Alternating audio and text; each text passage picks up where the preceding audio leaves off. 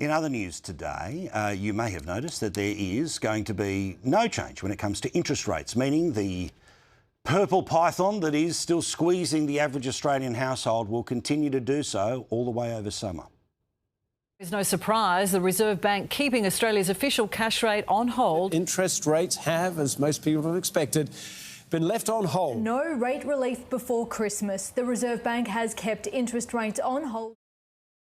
And as has been predicted, the chances of any drop anytime soon, well, is now out the window. Why? Because inflation is out of control. It'll get worse, of course, when inflation continues to rise after the power price electoral bribe disappears.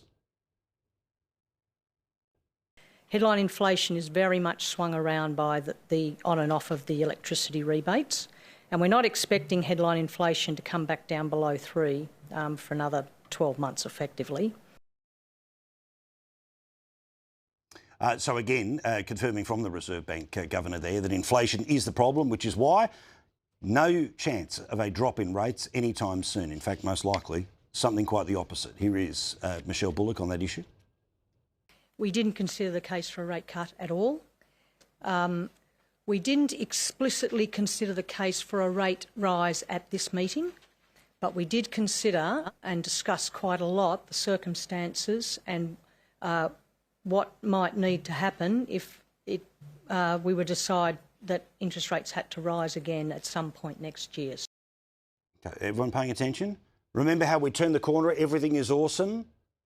Well, despite the fact that the Reserve Bank Governor is basically saying forget about the down, up is the next one, and it'll happen sometime next year. Several banks are predicting it won't be one, it'll be more than one. Why? Because inflation's going to start to get out of control again. Now, we know why. In part, it's government spending. In part, it's because they artificially fiddled with the indices. They weren't cooking the books. They just were, of course, putting those billions of dollars onto those power price bribes to try to bring inflation down by about 0.5%.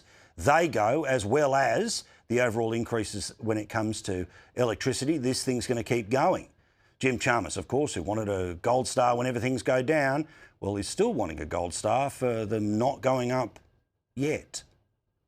The story of our economy in 2025 has been the very welcome, very encouraging recovery in the private sector. Business investment is growing very strongly.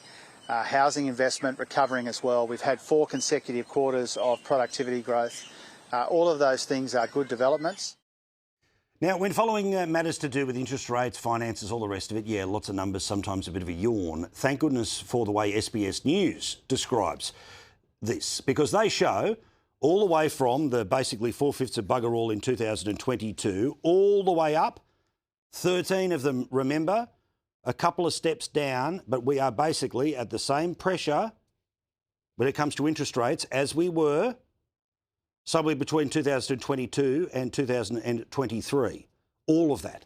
An awful lot of pain, meaning the third of the country that's trying to pay off their mortgages right now, they are under just as much pressure as they have ever been. Perhaps not as high as the absolute tippy top, but you can see there is a very, very long road ahead.